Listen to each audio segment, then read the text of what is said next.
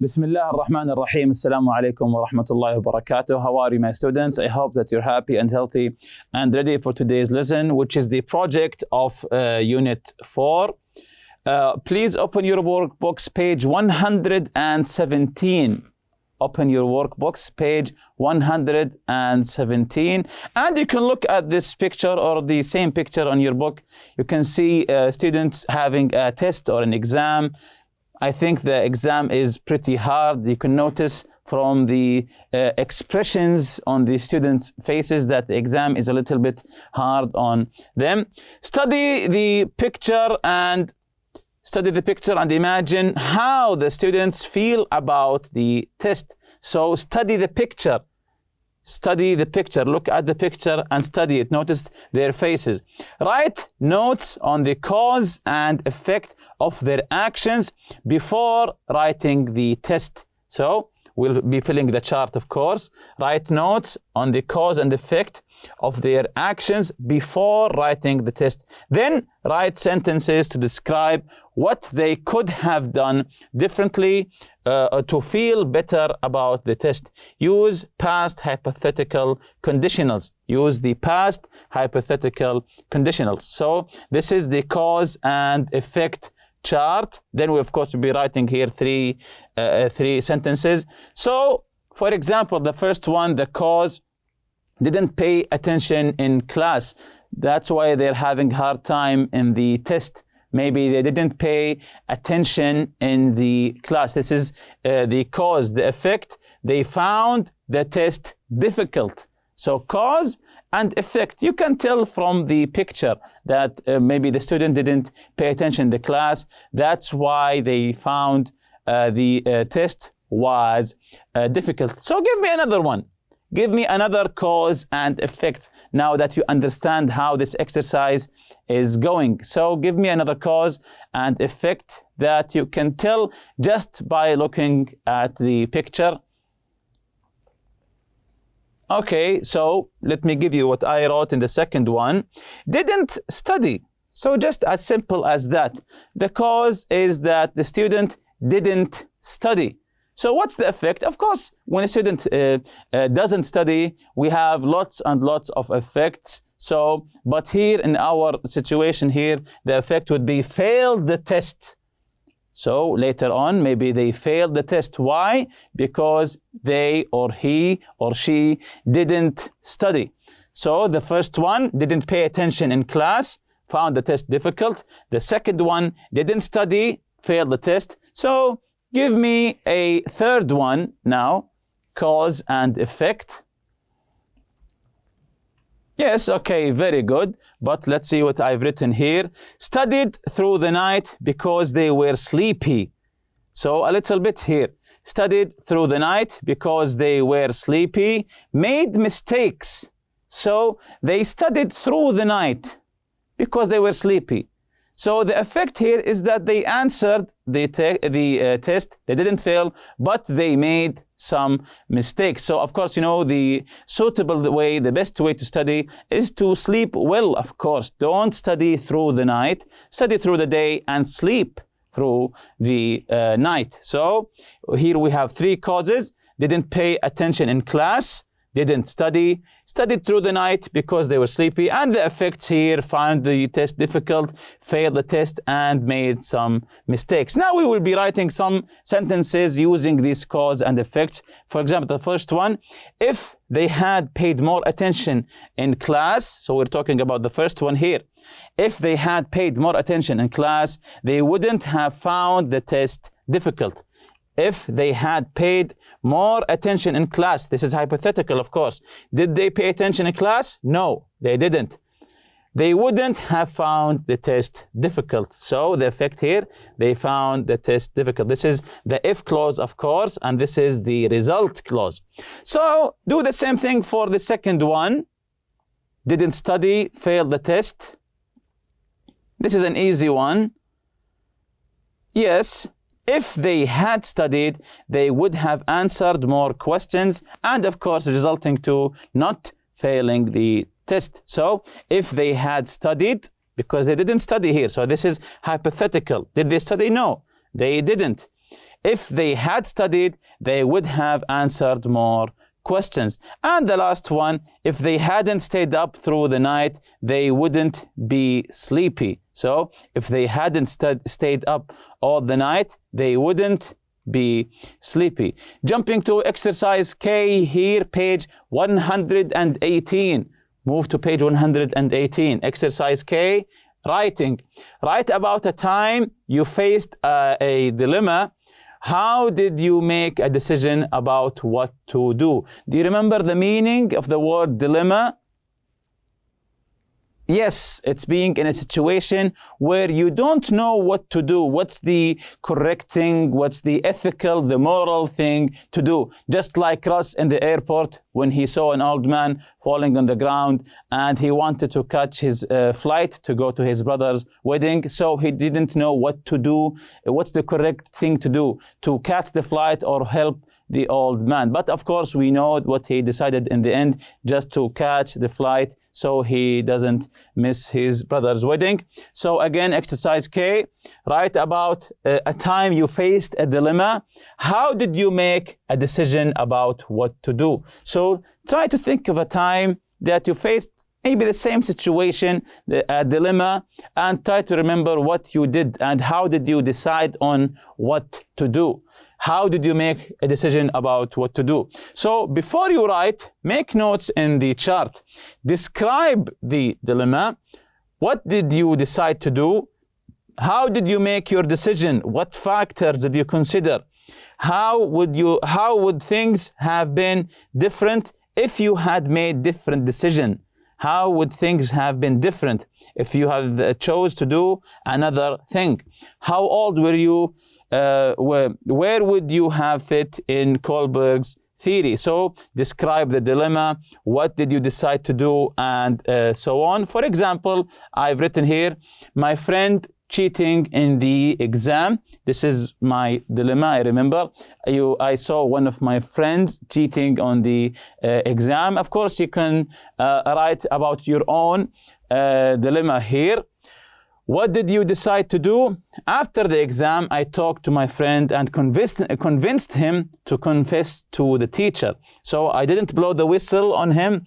I didn't tell the teacher immediately in the exam. But after the exam, I talked to my friend and convinced him to go and confess to the teacher, and the teacher gave him a second chance.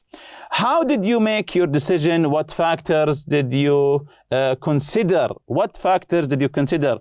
Of course, the factors are what is right and the value of our friendship. Of course, because if I told on him during the exam, maybe my friendship with my friend would be over. So what is right is that I convince him to confess to the teacher is better than blowing the whistle on him, especially that it was his first time. So what is right? This is the factors, of course, because this is right. What is right and the value of our friendship. How things have been different if you had made how would things have been different if you had made a different decision? How old were you? And so on. Our friendship would have been over if I had told on him. So if I had made a different decision to blow the whistle on him, I think that our friendship would have been over that if I told on him. And how old were you? I was 17 years old. So once you have filled this chart by your own dilemma and your own answers to this dilemma, what was the dilemma, what did you do, what you think that would have been different if you chosen a different path to solve this dilemma. So now that you have filled the chart, use your notes from the chart to write your essay. Now you have a chart full of your notes. Now write your essay about this dilemma that you faced. Moving on to exercise L here, page 119. Complete the online blog about ethics and technology. Use the verb in parenthesis and the future progressive or future perfect tense. You remember the future progressive and the future perfect tense from the for meaning function, of course. This is the title here. The technology is ready now, but are we ready for it? The technology is ready now, but are we ready for it? This is a nice title for this article.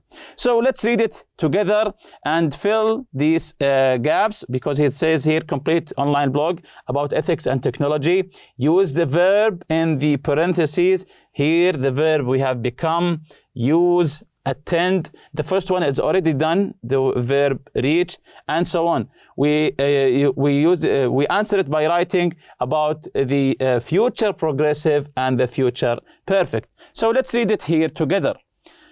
Technology has completely changed the way we live and work, and it will continue to do so in the future. According to a market forecast, 5 years from now, e-learning, and the verb here is reach. The verb here is reach, and of course this one is already answered. Will have reached. Will have reached. This is, of course, a future perfect. Will have reached a volume of nearly $6 billion in the highest buying markets. This amount will be spent on packaged content, development services, learning platforms, tool hosting services, authoring software, and platform installation.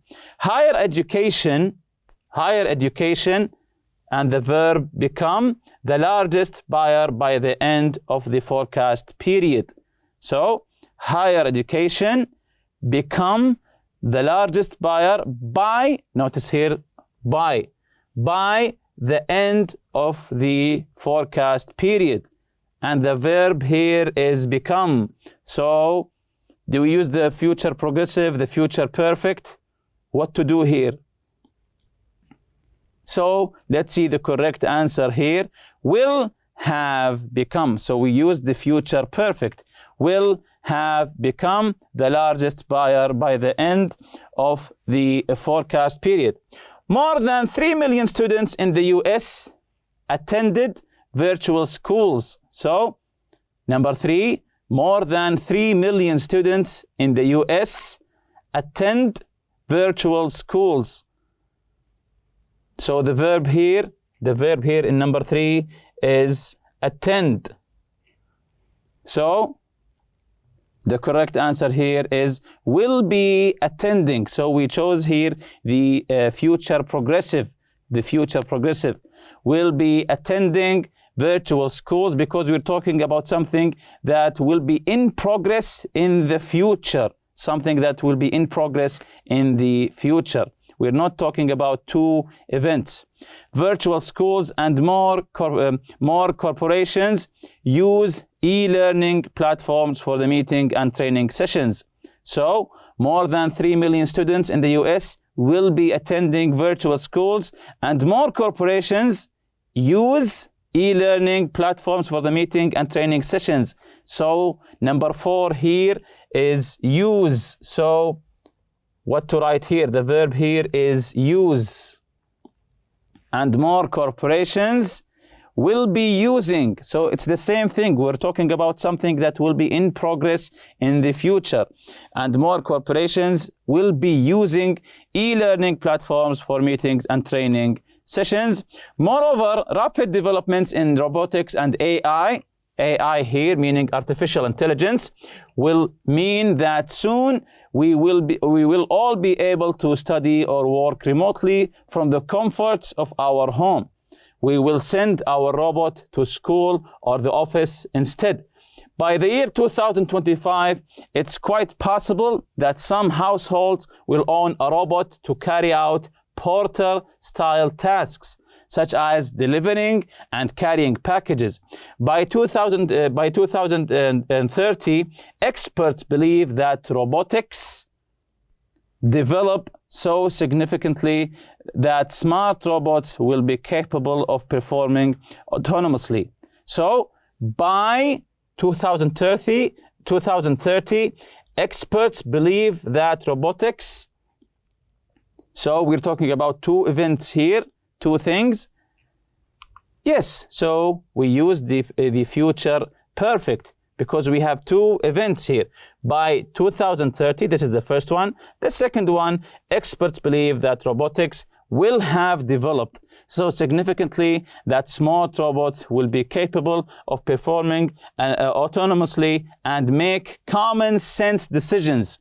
By 2050, some scientists believe that smart robots reach such a high level of intelligence that they will be able to provide emotional care and companionship to the elderly and sick. So, number 6, by 2050, just when you see this one, you know the answer, of course. By 2050, some scientists believe that smart robots and the verb reach, beginning the sentence with by 2050. So we have two events. Of course, the answer will have reached. Will have and the perfect. Will have reached such a high level of intelligence that they will be able to provide emotional care and companionship to the elderly and sick. This is the lesson from our previous lesson. Of course, the form meaning function, the future progressive, the one we just answered, the future progressive, the form is will, be, and the present participle to talk about continuous action in the future, actions in progress in the future. And the future perfect is used to express the idea that an action will be completed in the future before another event. So we have two things, two events, two actions, or before another specific time. So an action will be completed before another event, or will be completed before another specific time in the future. And the form of the future perfect is will have plus the past participle. Of course, and we studied the time expressions for the future, a week from today, by the year 2025, by the time, and then you continue, what time are you talking about? Then we learned about used to and be used to. Used to plus the base form to talk about a habit from the past that you don't do anymore, and be used to plus the gerund or a noun to talk about something that has become familiar or habitual. So we're talking about the present. Of course, we also learned about was or were going to, future in the past, when we were talking about the future in past event. The form here is was or were plus going to plus the base form of the verb. I was going to help him. I was going to pay, for example, and so on, to talk about future plans in the past. Jumping to today's lesson, the project research groundbreaking methods of treatment, gather information about new groundbreaking methods of treatment and procedures used in Saudi Arabia. Fill the chart with notes. Number 1 here, have you heard or read about new groundbreaking methods of treatment of virus or diseases here? Try to find out by talking to each other. So try to find out, is there any groundbreaking in the medical category about a virus or a disease like cancer? So try to discuss this with your friends among each other. Have you ever read an article talking about that? Number 2, work in pairs or in groups. Research and find out about groundbreaking methods of treatment applied in your country. Try to research something that is applied in our country. These treatments or cures might be medicinal or involve surgical procedures. Interview members of your family, talk to your teachers, research the internet, of course. Number 3, gather information about new groundbreaking methods of treatment and procedures used in Saudi Arabia and make notes. So try to learn about groundbreaking methods of treatment here in Saudi Arabia. The treatments or procedures might be used for preventative reasons. Find out which disease conditions they are used for, if they are successful, if there are any side effects, of course, is really important. how they can affect people's lives, how accessible they are, if they are at an initial stage in the beginning, if additional resources, equipment is needed, about plans to extend their application. Number 4, choose one or two of the treatment methods or procedures. Organize your notes under the categories or headings in the chart. Use them to prepare a PowerPoint presentation for your class. So this is the chart here. You have to fill this chart. The groundbreaking procedure, write it here. Target condition, what is the condition? Maybe it's cancer or Alzheimer's and so on. The target patient group, description or the type. The origin, of course, the origin of this treatment. What are the equipment? What the equipment needed for this treatment? Stage of application or the development here. Hospital, institution, or authority. Who is responsible for this treatment? Is it a hospital or an authority or maybe someone else? Physicians, the doctors or the scientists behind this treatment. Rate of success. Rate of success is 100%, 50%, 80%, and so on. The patient's comments. What did the patient say after they received this treatment? The comments of the patients. And with that, we reach the end of this lesson. See you next lesson, inshallah. Subhanakallahumma bihamdik. Ashhadu an la ilaha illa anta astaghfiruka wa atubu ilayk. Assalamu alaikum.